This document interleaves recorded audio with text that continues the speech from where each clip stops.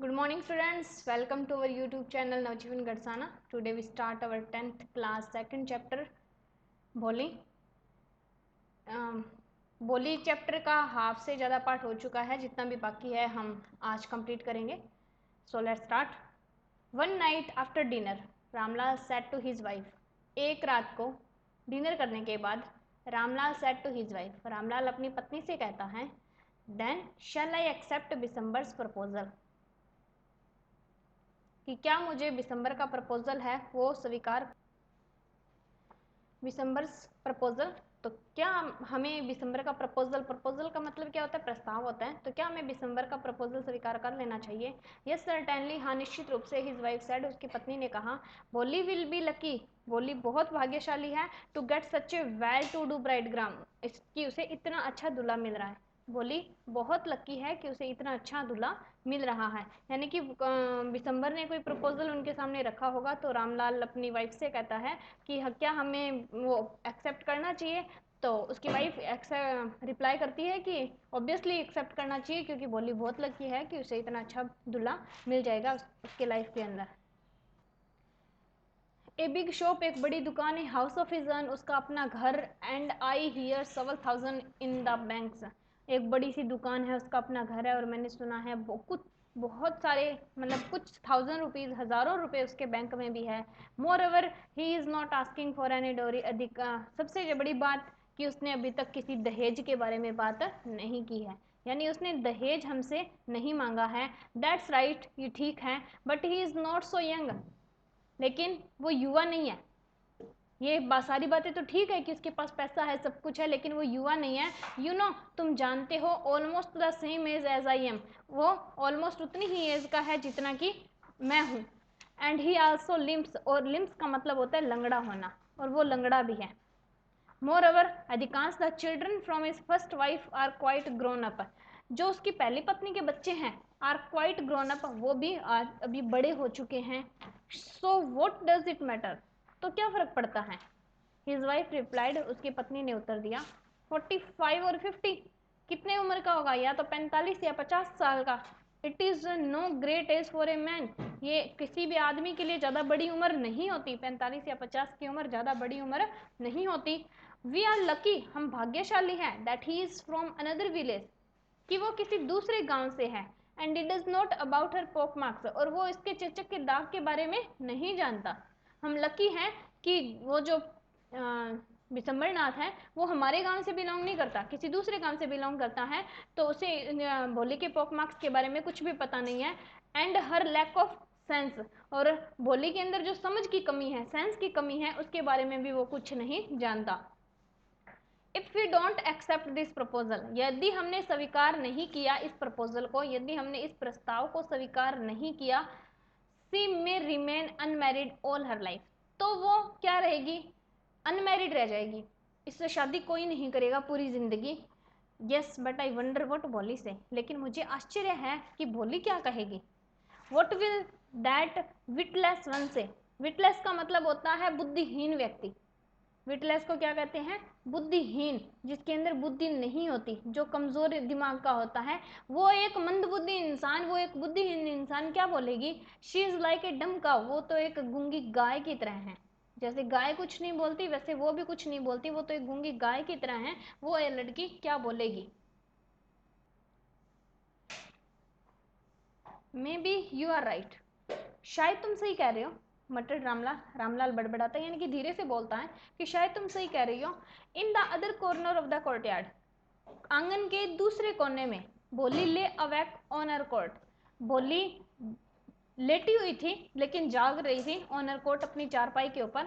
Listening to her parents, वह सुन रही थी, पेरेंट्स अपने माता पिता के, विस्पर्ड कन्वर्सेशन, जो ये बुदबुदाकर यानी कि फुसफुसाकर बातें कर रहे थे, आपस में बातचीत कर रहे थे। कन्वर्सेशन का मतलब होता है बातचीत करना, तो उनकी जो ये बातचीत चल रही थी, उस बातचीत को बोली सुन रही थी अपनी चारपाई पर लेटे लेटे। Bisambar Nath was a well to do grocer, दिसंबर नाथ तो जो था वो एक बहुत अच्छा ग्रोसर था। ग्रोसर को हिंदी में बोलते हैं अपने पंसारी।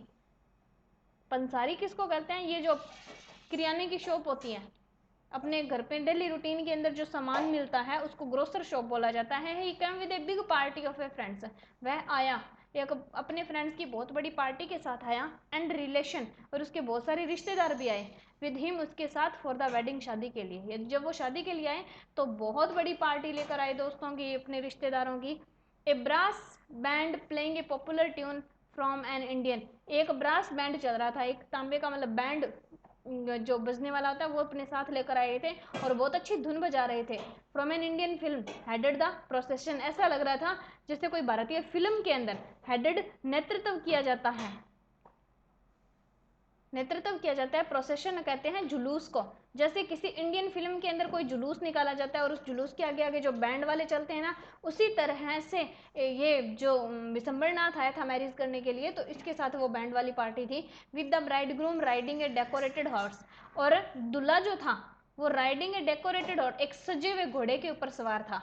Ramlal was overjoyed, Ramlal was overjoyed to see such pomp and splendour, Ramlal बहुत खुश हुआ देख करके सच पॉम्प, पॉम्प कहते हैं तड़क भड़क को, किसको कहते हैं, तड़क भड़क को, और स्प्लेंडर कहते हैं शानदार, इतनी शानदार, इतनी तड़क भड़क, यानी कि इतनी अच्छी शादी के लिए बारात आई है। तो ये देखकर रामलाल बहुत खुश हो गया। ही हैड नेवर ड्रीम्ड, उसने कभी सपना भी नहीं देखा था, दैट इज फोर्थ डॉटर, कि उसकी जो चौथी बेटी थी would have such A grand wedding, उसकी इतनी महान, इतनी शानदार तरीके से शादी होगी, उसने सोचा भी नहीं था।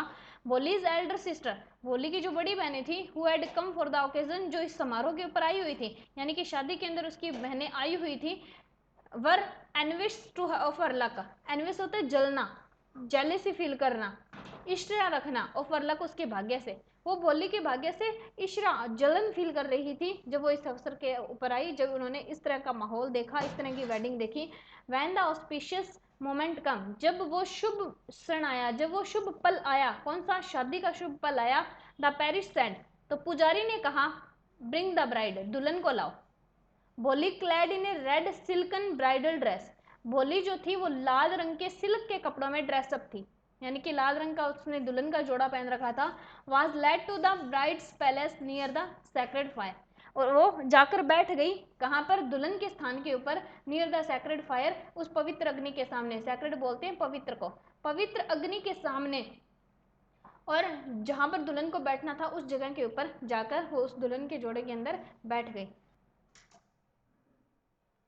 Garland the bride, one of his friend prompted Vishambarnath, दुल्हन को माला पहनाओ। वन ऑफ हिज फ्रेंड्स, एक दोस्त ने प्रम्पोटेड विशंबरनाथ, विशंबरनाथ को प्रमोट किया, यानी कि उससे प्रोत्साहित किया, उससे उत्सुक किया कि दुल्हन को माला पहनाओ। The bridegroom lifted the garland of yellow marigold, दुल्हन ने क्या किया, उठाई गार्लैंड माला, येलो मैरीगोल्ड, पीले रंग के गेंदे के फूलों की जो माला थी वो उसने उठा ली। A woman slipped back the silken veil, एक औरत ने क्या किया, स्लिप्ड बैक, पीछे खिसका दिया, द सिल्कन वेल, जो रेशमी कपड़े से घूंघट डाला हुआ था, वेल बोलते हैं घूंघट को, जो घूंघट डाला हुआ था, फ्रॉम द ब्राइड्स फेस, दुल्हन के चेहरे से एक औरत ने क्या किया, घूंघट पीछे हटा दिया। विशंबर टुक ए क्विक ग्लैंस, और विशंबर ने बड़े ही तेजी से एक झलक देख ली। ग्लैंस क्या होता है, झलक देखना, बहुत ही तेजी से दुल्हन की एक झलक देख ली। The garland remain poised in his hand, अब क्या थी, वो माला रिमैन स्थिर हो चुकी थी, पोइज्ड इन हिज हैंड, उसके हाथों के अंदर, रिमैन पोइज्ड वहीं जम जाना, स्थिर हो जाना, अभी भी स्थिर थी वो माला उसके हाथों के अंदर। The bride slowly pulled down the well over her face, दुल्हन ने क्या किया, धीरे धीरे वो घूंघट अपने चेहरे पर वापस ढक लिया। हैव यू सीन हर, क्या तुमने उसे देखा, said Vishambar to the friend next to him, Vishambar ने अपने दोस्त से कहा जो उसके आगे ही खड़ा था।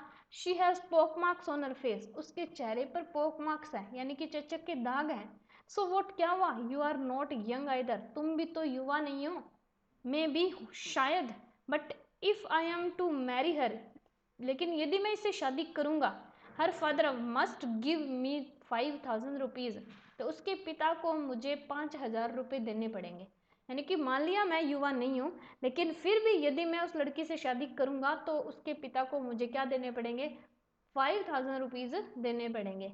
रामलाल वेंट, रामलाल गया, and palace this turban, palace रख दी, हिज टर्बन होता है पगड़ी, हिज ऑनर उसके सम्मान के अंदर, एट विशंबर स्वीट, विशंबर के पैरों में, अपना सम्मान बचाने के लिए, अपनी रिस्पेक्ट बचाने के लिए रामलाल ने गया और अपनी पगड़ी को बिशंबरनाथ के पैरों के अंदर रख दिया।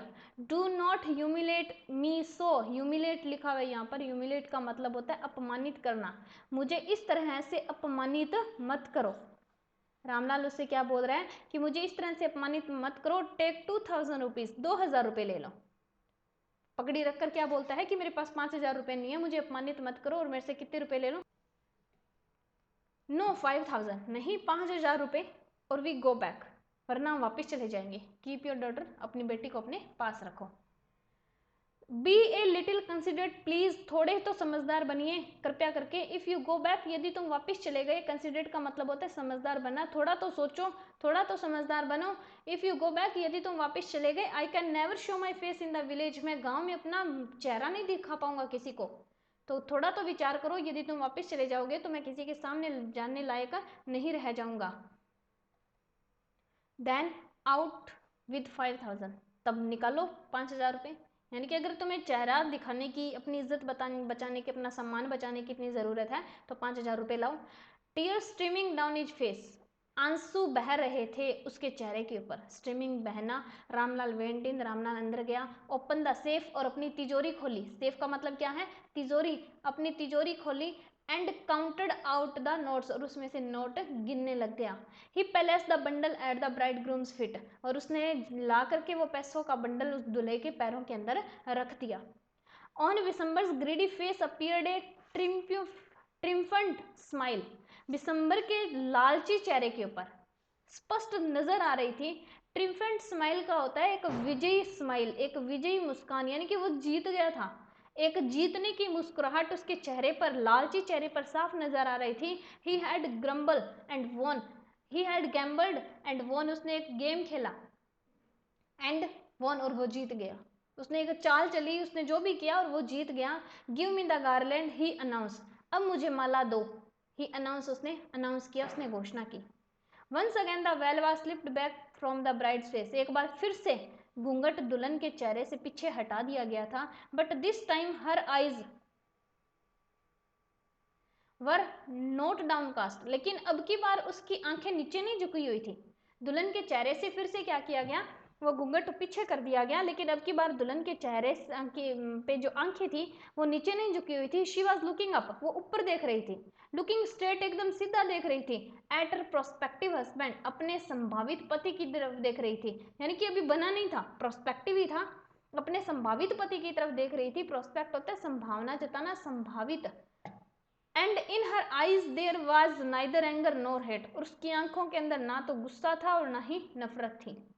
ओनली कोल्ड कंटेम्प्ट, केवल एक ठंडी संतुष्टि थी, शांति थी। किसके? भोली की आंखों में। भोली की आंखों में अब डर नहीं था, वो एक सीधा देख रही थी, स्ट्रेट देख रही थी अपने हस्बैंड की तरफ, होने वाले हस्बैंड की तरफ। ना तो गुस्सा दिखा रही थी ना नफरत, सिर्फ एक कोल्ड कंटेम्प्ट उसकी आंखों में नजर आ रहा था।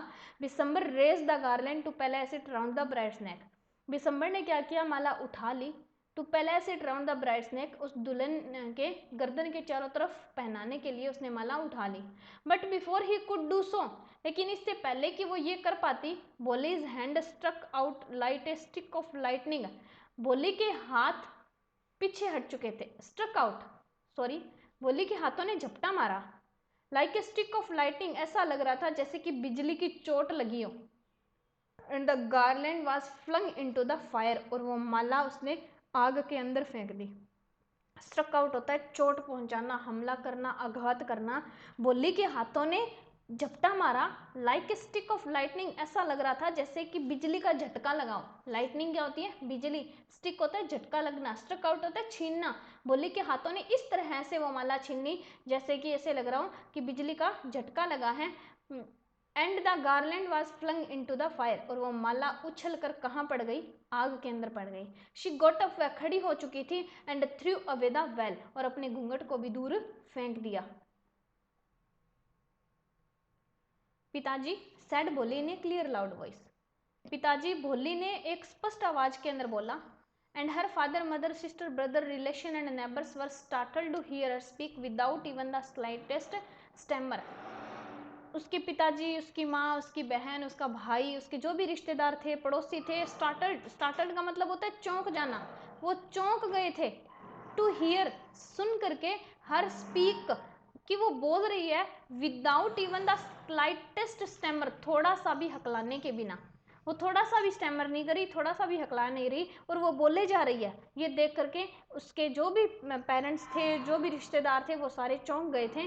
पिताजी टेक बैक योर मनी, पिताजी अपने पैसे वापस ले लो। I am not going to marry this man, मैं इस आदमी से शादी नहीं करूंगी। रामलाल वाज थंडरस्ट्रक, रामलाल चौंक गया। रामलाल क्या हो गया? रामलाल चौंक गया। The guests began to whisper, मेहमानों ने आपस में बड़बड़ाना शुरू किया, फुसफुसाना शुरू किया, यानी कि धीरे धीरे बातें करने लगे। सो शैमलेस, यानी कि कितनी शर्महीन लड़की है जिसको शर्म नहीं आती। सो अगली एंड सो शैमलेस, इतनी तो भद्दी दिखती है और इतनी बेशरम है। यानी कि लड़की कितनी बेशरम है, इतनी तो बेशरम है और इतनी ही भद्दी दिखती है। बोली आर यू क्रेजी, बोली क्या तुम पागल हो गई हो? शाउटेड रामलाल, रामलाल चिल्लाया। You want to disgrace your family, तुम अपने परिवार को अपमानित किए जा रही हो, तुम अपने परिवार की इज्जत मिट्टी में मिला रही हो। Have some regard for our इज्जत, क्या तुम्हें थोड़ी सी भी चिंता है? क्या तुम्हें थोड़ी सी भी परवाह है? क्या तुम थोड़ा सा भी सम्मान करती हो फॉर अवर इज्जत, हमारी इज्जत का? For the sake of your इज्जत, आपकी इज्जत के लिए पिताजी। सेड बोली, बोली ने कहा आई वॉज विलिंग, मैं इच्छुक थी। To marry this lame old man, इस लंगड़े बुढ़े आदमी से मैं शादी करने के लिए तैयार थी, सिर्फ आपकी इज्जत के लिए। But I will not have such a mean greedy and contemptive coward as my husband, लेकिन मैं इतने मीन होता है बहुत ही निम्न किस्म का, जिसके अंदर समझ नहीं होती, ऐसा इंसान, ग्रीडी लालची, कंटेम्पलेटिव कावर्ड, एक कायर डरपोक इंसान के को अपने पति के रूप में नहीं स्वीकार कर सकती। आई वॉन्ट, कभी नहीं, कभी नहीं। वॉट ए शेमलेस गर्ल, कितनी बेशरम लड़की है। We all thought she was a harmless dumb cow, हमने तो सोचा था कि ये बिना कोई नुकसान पहुंचाने वाली गूंगी गाय है। Bholi turn violently on the old women, Bholi बूढ़ी औरत की तरफ एक हिंसक तरीके से मुड़ी। वॉयलेंटली होता है हिंसा के रूप में। Yes aunty you are right, हाँ आंटी आप सही कह रही हो। You all thought I was a dumb driven cow, आप सभी ने सोचा था कि मैं तो एक गूंगी गाय हूँ।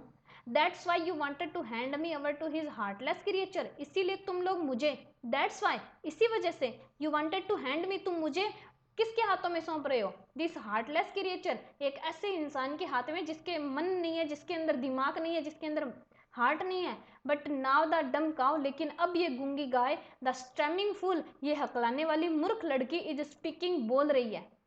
आप लोगों ने क्या किया? मैं तो एक गूंगी गाय थी, मुझे कैसे आदमी के हाथ में सौंप रहे थे जिसके अंदर कोई भी हार्ट नाम की चीज नहीं है। लेकिन आज ये गूंगी गाय, ये जो फूल लड़की है, ये बोल रही है। Do you want to hear more, क्या आप और भी बातें सुनना चाहोगी? Bishambar Nath the grocer started to go back with his party, Bishambar Nath जो पंसारी था, वो वापस जाने के लिए तैयार था अपनी पार्टी के साथ। The confused bandsman thought this was the end of the ceremony and stuck up a closing song, बेचारे कंफ्यूज थे। जो बैंड्समैन, बैंड बजाने वाले इंसान थे, वो उलझन में थे, ये सोच के कि शायद समारोह का अंत हो गया था, कि शादी कंप्लीट हो गई है, तो उन्होंने बजाना शुरू कर दिया क्लोजिंग सॉन्ग, यानी कि पूरा समारोह खत्म होने के बाद जो एंडिंग सॉन्ग बजता है वो बजाना उन्होंने स्टार्ट कर दिया कंफ्यूजन के अंदर। Ramlal stood rooted to the ground, Ramlal अभी भी वहीं खड़ा था जैसे कि जमीन के अंदर उसकी जड़ें जम गई हो। हिज हेड बोर्ड, उसका सिर नीचे झुका हुआ था। With the weight of grief, दुख के कारण, एंड शैम, शर्मिंदगी के कारण।